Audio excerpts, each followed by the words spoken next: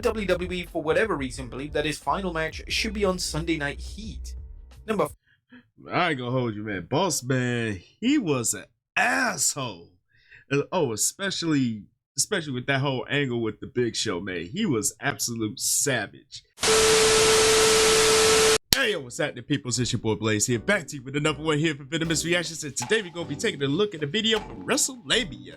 And this is 10 WWE wrestlers who instantly vanished off of TV without a trace. And most of the time we understand the reason why, these wrestlers were taken off of TV in the first place. Like, we read stories, we read the reports later on down the line as to the real reason as to why. But initially when it happens, wrestlers being taken off of TV and they don't state the reason as to why, you're left scratching your head as to, what really happened? So we're gonna see what Wrestlelamia is talking about with this one. Should be interesting. So without further ado, let's get it. 10 WWE wrestlers who disappeared without a trace. Be sure to subscribe and hit that notification bell for daily wrestling videos. Already subbed, my guy. Kevin Nash.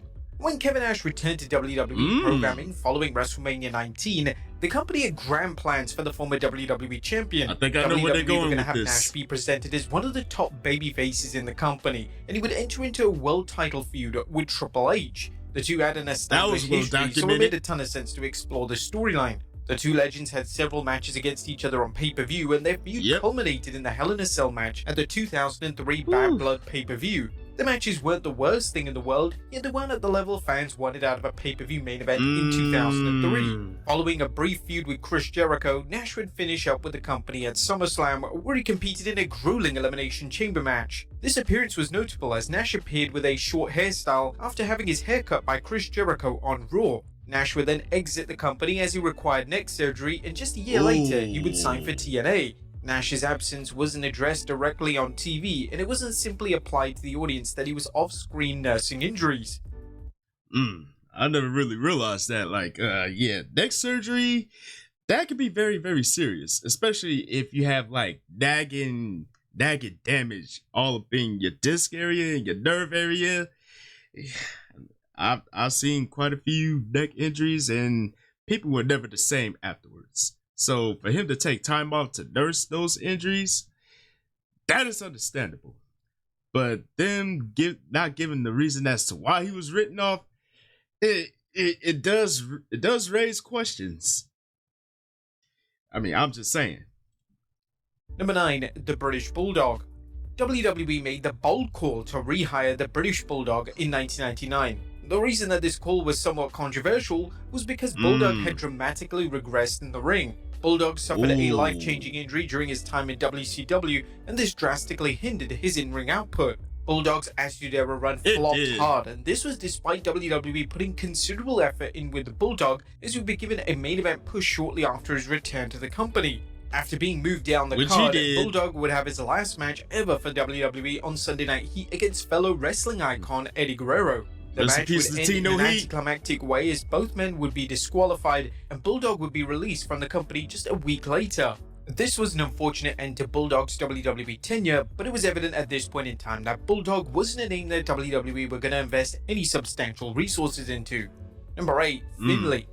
Finlay was a name that WWE decided to bring to the main roster permanently in 2005. Finlay was previously a WWE trainer and he was tremendous in the role, yet WWE believed that he had more to offer as an in-ring talent. Finlay's main roster run exceeded all expectations as Finlay managed to get over as both a babyface and a heel, and there was even a push online to see Finlay win the vacant world title in 2007. Finlay would begin to appear less and less on WWE television as the years went on, and in 2010 he had his final ever WWE match at a live event against Drew McIntyre. Finlay retired from WWE with a little fanfare, which was an unusual move as Finlay had contributed an insane amount to WWE over the past decade. One of the potential reasons as to why WWE didn't seem to make a huge deal out of the retirement was that Finlay would begin to work as an agent for the company, so he was still very much into the mix. It's possible that That he was. I mean, Finlay, he contributed a lot in the ring as well as backstage. But to have that type of have that type of influence, whether you're in the ring wrestling or working backstage as a producer. I can understand why they wouldn't have like a grandiose fanfare for his retirement, but yeah, I would have loved for him to win that vacant world title at least once. But lo and behold, it doesn't mean that Finlay was not entertaining and interesting to watch in the ring, especially with Hornswoggle and the Shillelagh. Oh, good moments. WWE held a celebration for Finlay's in-ring career behind the scenes, but it would have been wonderful for the fans to be given the opportunity to say thank you to the former US champion. Number 7, Rikishi. In 2004, Rikishi was still incredibly over with the audience. He was one half of the reigning tag team champions with Scotty 2 Hotty, however, everything seemed to fall apart overnight. Rikishi and Scotty 2 Hotty would randomly drop the titles to Rico and Charlie Haas, and Rikishi would then suddenly disappear from television. It was reported that WWE weren't happy with his weight and they needed him to lose some mass or they were going to release him from his contract. Unfortunately, WWE weren't happy with his progress and they cut ties with him in the summer of 2004. This was a sad end to a great run in the company, and this sadly influenced Scotty's trajectory in the WWE, as the Master of the Worm was predominantly featured in dark matches, and he was often booked on WWE's show Velocity. Number 6, the Big Boss Man. It was a smart call for WWE to bring back Boss Man in late 2001. Boss Man was a consistent worker, and his persona managed to work across multiple eras. Just a few months into his final WWE run, Bossman would find himself wrestling on Sunday Night Heat, and he was clearly brought back into the fold to put over other talent. He would have his final WWE match in May of 2002 against Tommy Dreamer, and after this match he would be sent to OVW to train the superstars of tomorrow. This was such a lackluster end for the tenure of a name that had been attached to WWE for years. A final program on either Raw or SmackDown which linked to his eventual retirement would have been great to see, but WWE for whatever reason believed that his final match should be on Sunday Night Heat. Number I ain't gonna hold you, man. Boss Man, he was an asshole. Oh, especially with that whole angle with the Big Show, man. He was absolute savage. Like, who pulls up to someone's funeral and it chained the casket to the other end of the hearse and then just drive off with the Big Show hanging on for dear life? Like, that is a new level of savagery. And oh man, he worked tremendously as a heel and it fits him. Like, Big Boss Man, that is a menacing name. 5, Taz. And whilst Taz's in-ring run in WWE didn't exactly light the world on fire, he was an outstanding color commentator.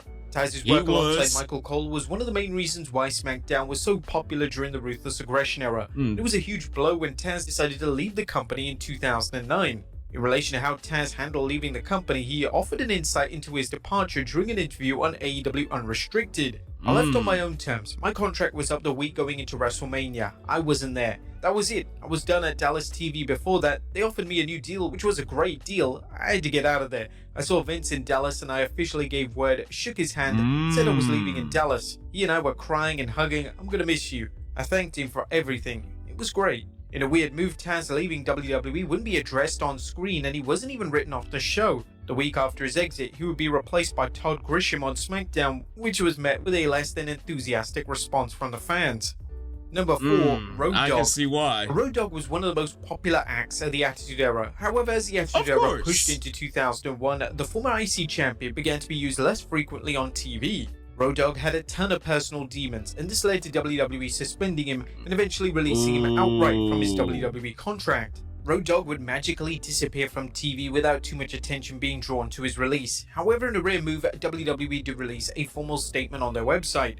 The World Wrestling Federation and Brian James, aka Road Dogg, agreed to part ways today. Brian had been on indefinite suspension since December 19th. The Road Dogg is a tremendous talent, and we sincerely wish him the best of luck in the future.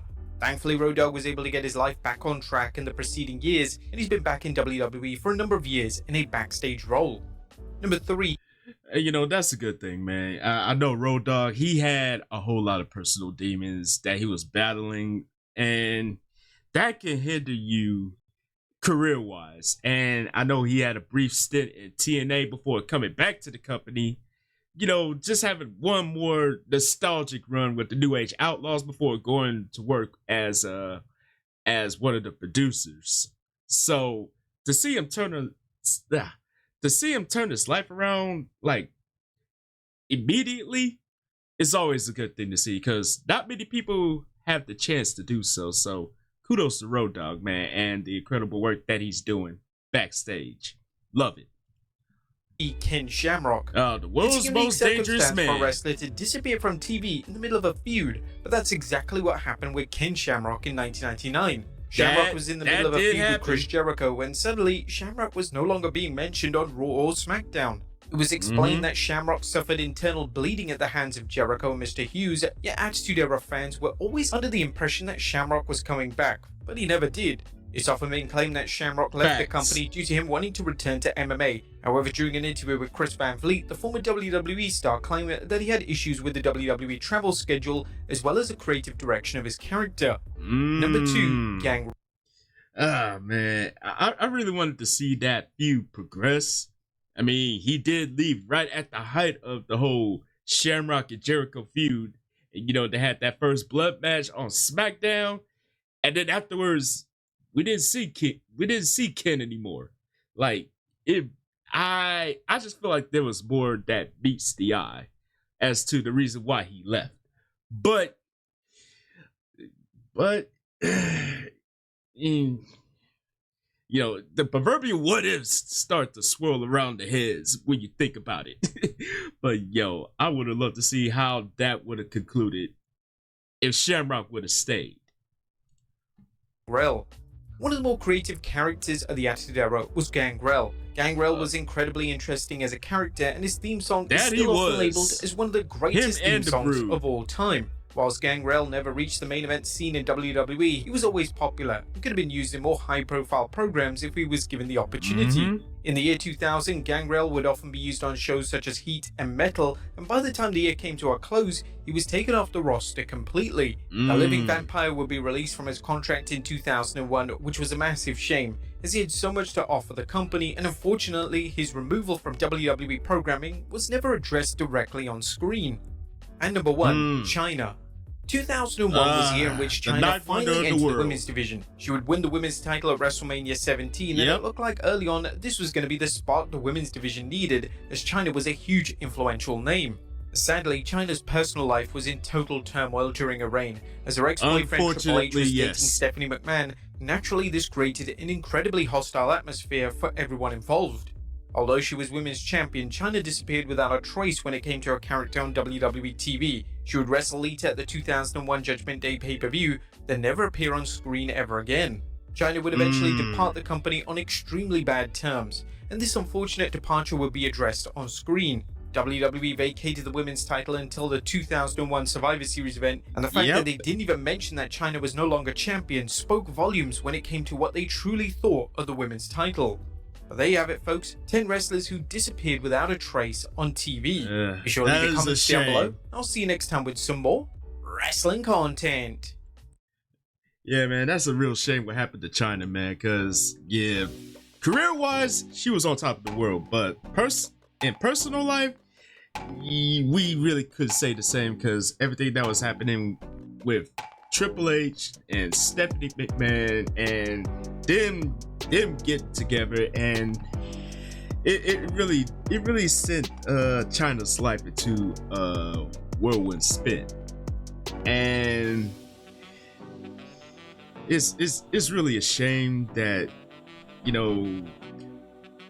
she wasn't able to like rebound like immediately. Like every year that passed by, like everything just got worse. So she basically had to leave the country to make a life outside of the US and just be away from everything. And for her to come back to the US, fully renewed, fully regenerated, and it just sucks that it really did take place. Like, we really would have loved to see Chyna and the WWE like make amends, but unfortunately tragedy struck, and she and she passed away in 2016, I believe. And we cannot forget the contributions that she has made in the ring. So rest in peace to the ninth wonder of the world, man. You are missed. But yo, let me know what y'all thoughts are about this one, man. And as always, thank y'all for tuning in. Hopefully y'all enjoyed this one. And don't forget to tell your peoples across the globe, come kick it with your boys. This one good solid time. And you already know what to do next, man. Follow your boy on social media right over yonder. And this is your boy Blaze here saying Chuck the Deuce, and I will see y'all in the next video. And I'm out.